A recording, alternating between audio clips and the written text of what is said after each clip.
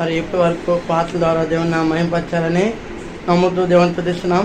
కొద్ది మాటలు దేవుని వాక్యాన్ని విని మరి యొక్క భర్త మీటింగ్ ముందుకు సమయాన్ని జరుపుతున్నాం. కీర్తన గ్రంథము 100వ అధ్యాయము. కీర్తన గ్రంథము 100వ అధ్యాయము. కీర్తన గ్రంథము 100వ అధ్యాయము.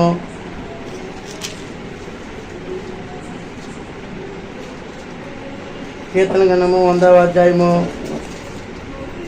3వ వచనం అందరం కలిసి చదువుకున్నాం. 3వ వచనము.